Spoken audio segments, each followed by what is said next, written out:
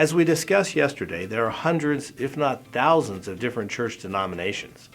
What has caused all these different groups? Here are some problems that threaten the church from my perspective. First on this list of problems is culture. Culture tends to gradually change the church. Unfortunately, this one seems to be spinning out of control a little bit right now. Well, maybe a lot. Everyone is more concerned about getting culture into the church instead of getting church into the culture. As culture begins to accept sin as okay, that infiltrates the thinking of too many believers inside the church. Secondly, denominations that were based on disagreements. Most of the splits I talked about earlier were based on differing views.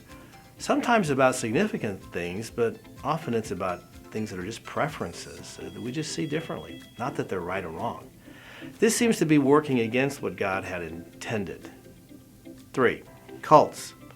They look like church, but a cult will always be missing one or more essential elements, such as Jesus being the only way to heaven, the Bible being absolutely true, the Bible being God's only word to us without adding to it, etc. Number 4, materialism and narcissism. Sadly, I think that in America today, these are often worshipped more than the Lord is.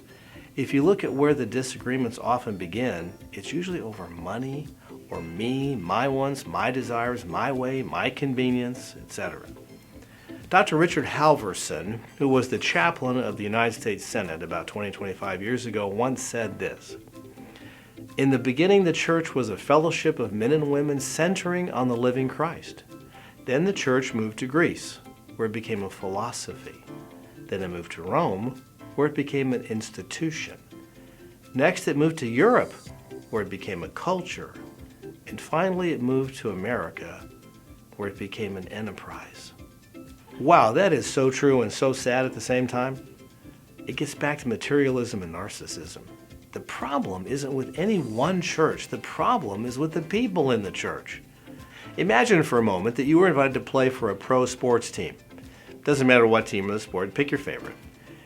And what if the owner offered you an opportunity to play whatever position you wanted, told you really don't have to practice much, and you can come and go whenever because they really just wanted you to be on the team?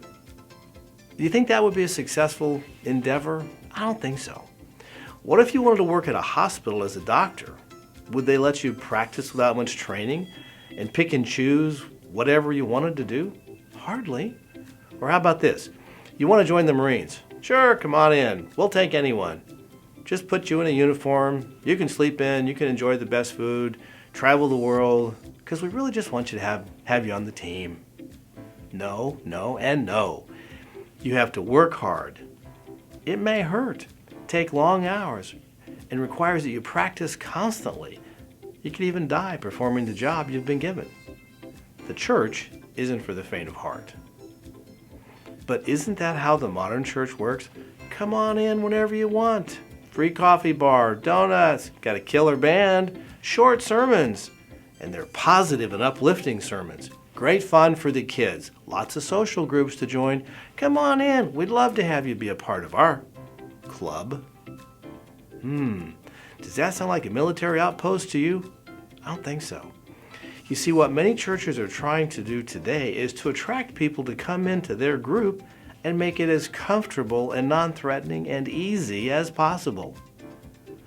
The intentions are good in many cases, but the approach isn't God's plan.